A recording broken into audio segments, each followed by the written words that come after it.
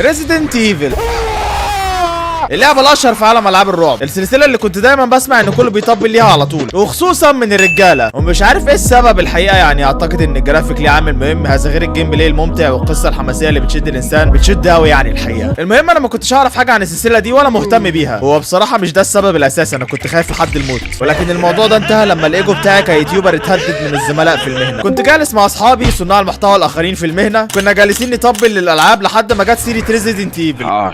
واحد منهم قعد يقول تخيل يلا ابن خالتي لحد دلوقتي ما ختمش الجزء السابع من ريزيدنت ايفل، فقام التاني ردد عليه وقال والله لو منك انا اقطع معاه فورا، وقعدوا يتريقوا عليه ويجيبوا سيرته بحاجات وحشه بصراحه. فلاحظوا اني اكتر انسان بيتنمر على البشر اللي هو انا، يعني كنت قاعد ساكت وما بتكلمش، فقاموا باصين لي البصه دي ساعتها وقايلين لي ايه هو جزءك المفضل من ريزيدنت ايفل؟ ساعتها انا كنت عايز امارس هوايتي المفضله الا وهي الكذب والنفاق، ولكني قلت افرض سالوني عن معلومات في اللعبه او زنقوني في شخصيه وما اعرفش ارد عليهم، فهنا للاسف اضطريت اقول لهم الحقيقه، وهي اني ما لعبتش اي جزء من ريزيدنت ايفل لحد دلوقتي. ما كملتش الجمله حتى لقيت ضحك هستيري ما سمعتوش في حياتي، بس حب جمل مبدأ اني طفل ومش راجل واني اخري العب ليج اوف ليجندز والعياذ بالله. الوضع كان سيء لدرجه ان واحد منهم كان بيقلد صوت الاطفال والتاني عمال يفوتوشوب وحطها على بنت في الحضانه وسيحوا لي في كل حته في الديسكو، وبعدها عطوني بلوك وقالوا لي ما في كلام لحد ما تختم كل الاجزاء.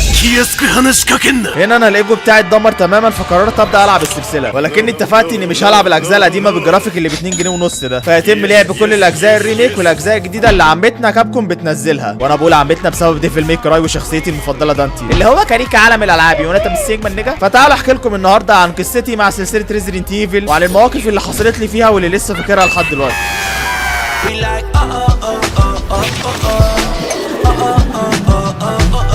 اول لعبه لعبتها لريزيدنت ايفل في حياتي كانت ريزيدنت ايفل 2 ريميك، كنت بتلعب بشخصيتين منهم واحد تقريبا ما فيش بنت ولا عياذ بالله ما بتحبوش واسمه ليون اس كينيدي، مش عارف ايه لازمه الاس دي والله، والثانيه بنت اسمها كلير، فطبعا انسان سوي زيي لن يرضى باللعب بانثى في اول جزء ليه في ريزيدنت ايفل، فقمت مختار ليون. المهم اللعبه كانت بادئه هاديه نوعا ما، اسمع يا ابن هنا انا من كتر الرعب كنت عايز اضرب طلقه في دماغ ليون وانتحر اسهل من اني اضرب الشيء ده، ولكن بعد ما قتلته ودخلت في اجواء اللعبه وانغمست شويه عرفت ليه الناس بتحب ريزيدنت ايفل. الالغاز فشيخه، الاماكن مخيفه بطريقه بشعه، والزومبيز حركتهم اي نعم بطيئه ولكن بيوتروك، بس الحمد لله تخطيت الخوف من الزومبيز بدري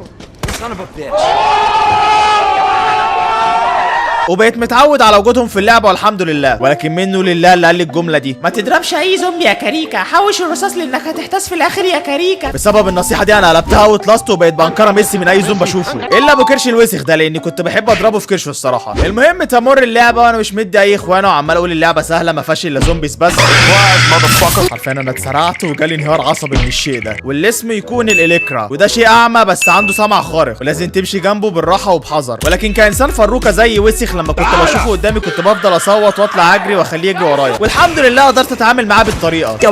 المهم الزومبيز والالكترا الحمد لله انت تعرف تتعامل معاهم على الاقل، لكن كله كوم والشيء ده كوم تاني، اول ما بيشوفك مش بيتكلم مش بيصوت مش بيعمل اي رياكشن غير الرياكشن ده، وبيمشي ناحيتك بكل هدوء وثقه. اسمع يا ابن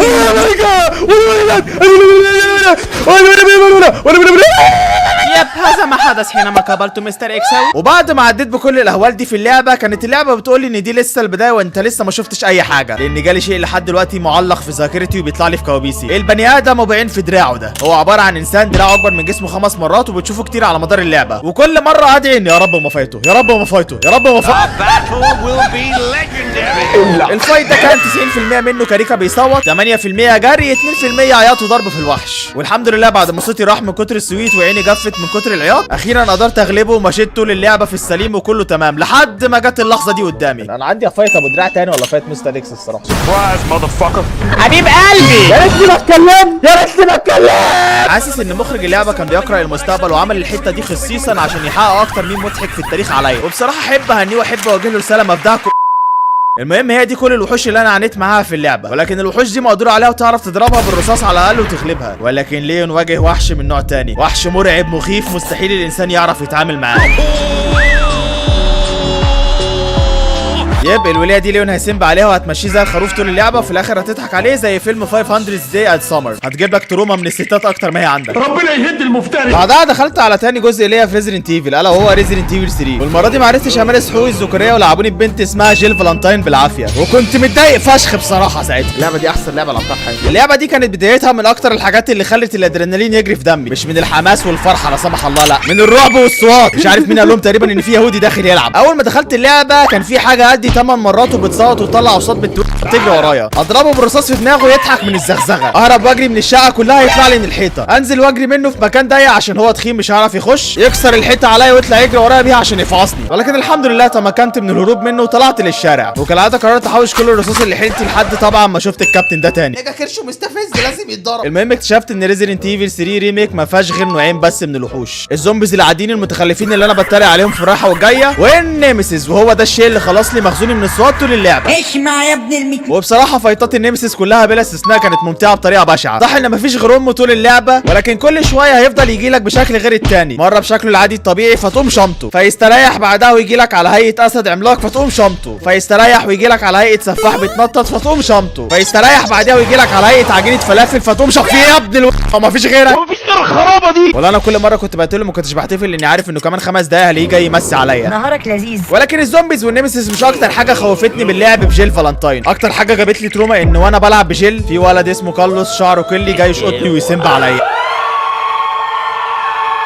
وبعد ما خلصت ترومة النيمسيس وزنبنت المشعر ده، دخلت على ارعب جزء في ريزيدنت ايفل كلها من وجهة نظري انا، الجزء اللي جاب لي تشنجات وخلاني كل شويه ابص ورايا واقعد مع حد مع عيلتي عشان بقيت اخاف اقعد لوحدي لمده شهر. ريزيدنت ايفل 7.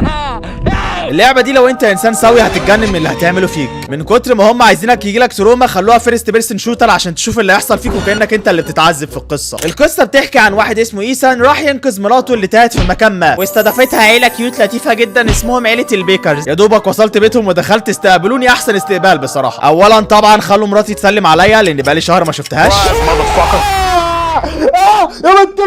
وبعدها طبعا تضيفني احسن مضيفه على طريقه العيله المثاليه. اسمع يا ابن مراتي جايه لي بالمنشار، مراتي جايه لي بالمنشار. تعالى يا ابن المرض. اوه ماي جاد، ايدي. بعدها الوالد بتاع العيله جاب نفسه يسلم عليا. وبعدها قعدوني اكل معاهم ألذ واشهى مرقه عين. بقول لك يا حاجه ما ينفع تاكليني حته مخ عشان جعان لحم بطني. وعشان بس الاب حس ان ابنه كلمني باسلوب وحش شويه قرر يعاقبه عقاب بسيط. طب خمك حلو. فاك ولا زي حدث فيا. اوه ماي جاد، قتلت ابنه. تاني مراتي قطعت ايده تقريبا، دي عاده عندهم بيرحبوا بيا كده، قطع الايد ده ترحيب عندهم. المهم تبدا اللعبه. اول حاجه لاحظتها تنوع الوحوش والالغاز، وكل بص في العيله دي ليه اسلوبه وطريقته. اول والعب واحد بصراحه هو الاب جاك بيكر اللي صوته وهو بينده عليك من بعيد كفيل انه يجيب لك كوابيس.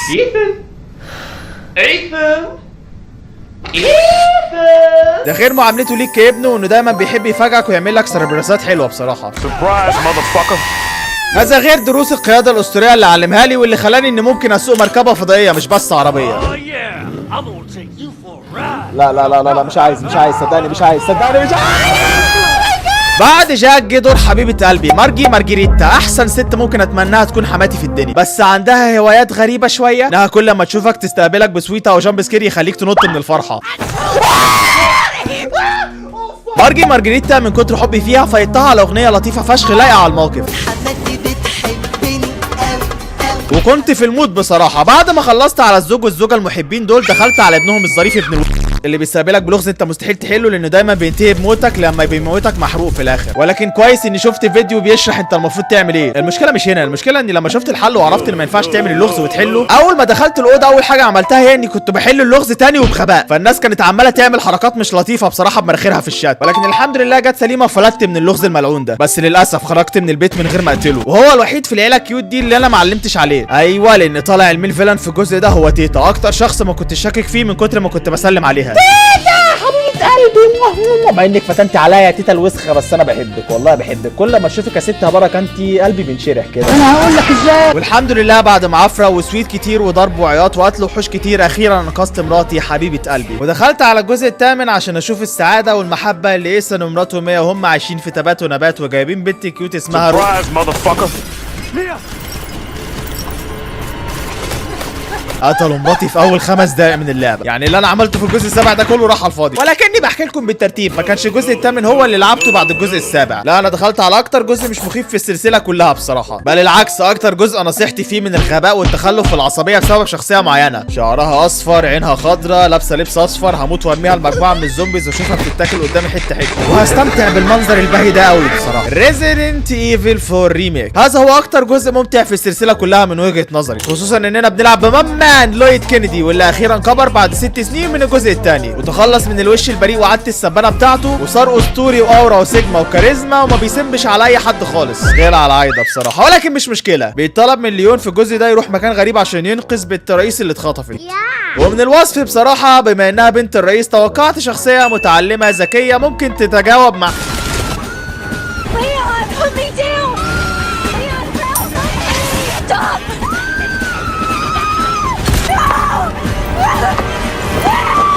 كنت بنام واحلم بصوتها المزعج. اللعبه اول ما دخلت استقبلوني احسن استقبال كالعاده.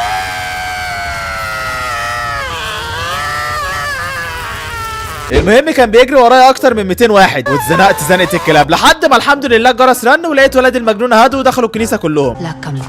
لا كامبانا حماجنا لسمبوكا. وبعد ما فلتت منيهم وكملت في اللعبه قابلت هذا الكي لويو سيتا اسباني جاي غلطه تقريبا في القصه، ولكن ده ما يمنعش ان شخصيته عجبتني لانه بيفكرني بنفسي بصراحه، لان اول ما هو اتحرر من الحبس وانا فضلت محبوس قام سايبني كطعم للزومبيز وطلع يجري. اي نعم امه اتذكرت بافظع انواع الشتايم ساعتها، ولكن الحق يقال ريسبكت مامان، مكانه كنت هعمل كده 100%. وبعد ما كملت في اللعبه شويه دخلت بيت غريب وحليت لغز وعرفت مكان بنت الرئيس دي، وانا خارج من البيت بقى الاقي ده في وشي.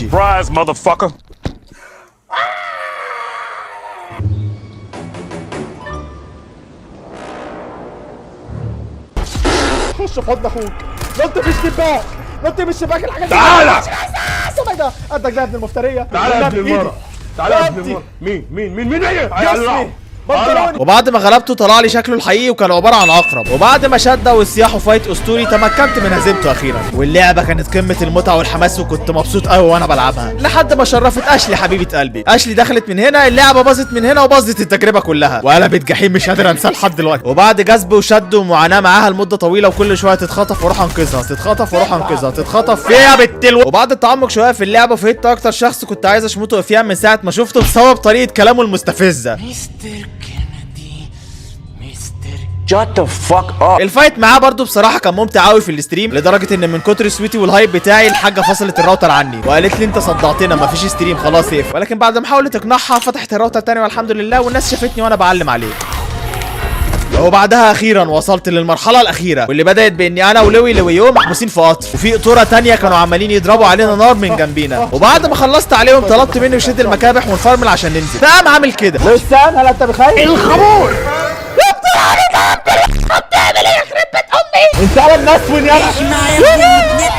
وبعد ما نزلنا كابتن ليون يقابل القائد بتاعه واللي دربه في الجيش وفايته 1 في 1 من اعماق الجحيم لحد دلوقتي فاكر الفايت ده. وبعد ما خلصت عليه للاسف لويو بيودعنا وكان شخصيه حلوه قوي واكتشفت في الاخر انه مش ده كان من اكتر الشخصيات السالكه والنضيفه في اللعبه واللي بجد ساعدوني. ريسبكت مان نيجا. وبعدها اخيرا وصلت للفاينل بوس واللي كان عباره عن بوساته بتحولاته بدبانه بعيونه بقلبه. انا اتمرمطت جامد قوي في الفايت ده من كتر التعريق، العرق كان واصل لركبي حرفيا وكنا في الشتاء للدرجه دي. البوس ده كان صعب وطويل قوي. وبعدها وصلت لحته سد معاه بعد ما لقيته تحول للعين الكبيره دي، وما كنتش عارف اعمل اي حاجه عشان تيجي عايده اعظم زوجه في العالم عشان تخلينا اشموت واحده ملوكه تجيب اجله وتخلص عليه. وبعدها اخيرا نهرب انا والبت اشلي وننقذها. Thank you for saving me.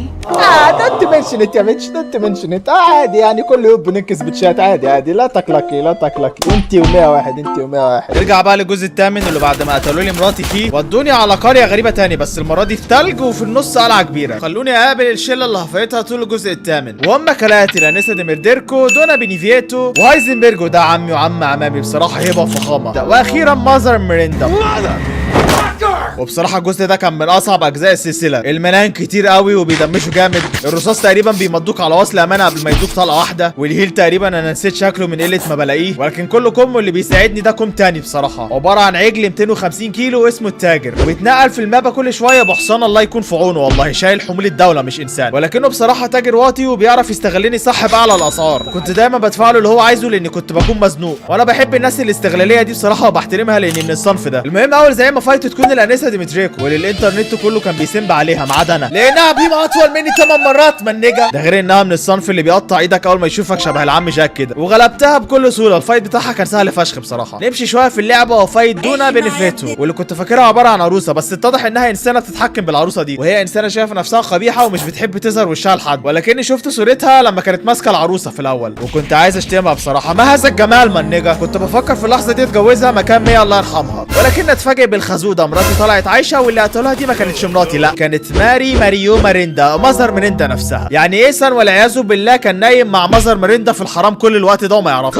ما علينا، بعد ما خلصنا على العروسه وعرفنا ان مراتنا طلعت عايشه، نروح نحارب انتن سمكه في تاريخ الالعاب، واللي حبستني تحت في نهر واسع وبيوت عريضه، وحرفيا كانت من ارعب واكتر اللحظات اللي شتمت فيها بص في حياتي، لدرجه ان البي سي بتاعي باظ ساعتها في الاستريم، والباور سبلاي طلع دخان بجد مش هزار. للدرجه دي انا وجازي ما كناش طايقين البوس فايت الغبي ده. كتك الهم في منظرك اقسم بالله. بص عره. ولكن بعديه جه واحد من اعظم فايتات اللعبه، عمي وعم عمامي هايزنبرج، وده عباره عن راجل هربان من هاربيز بالغلط. ليه بقى؟ لانه اكل فاكهه المغناطيس. ايوه، عباره عن انسان بس مغناطيسي. الفايت معاه وانا بطير في السماء وراكب دبابه وضرب النار والكهرباء والحديد اللي طاير معانا كده، ده كان من اكتر اللحظات الحماسيه في حياتي في الالعاب، واتوقع ان ده هو امتع بوس فايت في كل السلسله لحد دلوقتي. ولكن بعد الامتع بيجي الاب معروفه، اصعب بوس فايت في عالم ريزيدنت ايفل كله، مازر ماريندا. الاسم لوحده اصلا تحسه هربان من العاب السولز. الولايه زي ما تقولوا كده حلفه تكرهني في صنف الستات في الالعاب اكتر ما انا كرهته. بتطير، بتتحول، بترمي عليك نار وبركان وغبار، ضرباتها العاديه اسرع من الصوت، لازم كل شويه تجري وتضرب وتحفظ حركاتها زي العاب السولز بالظبط. ده غير ان عندها 4 فيزات بحالهم فيها وليه. ولكن بعد معاناه طويله اخيرا هزمتها وانقذت ابنتي الحبيبه روز، واللي اديتها لكريس، وضحيت بنفسي مع مازر ماريندا.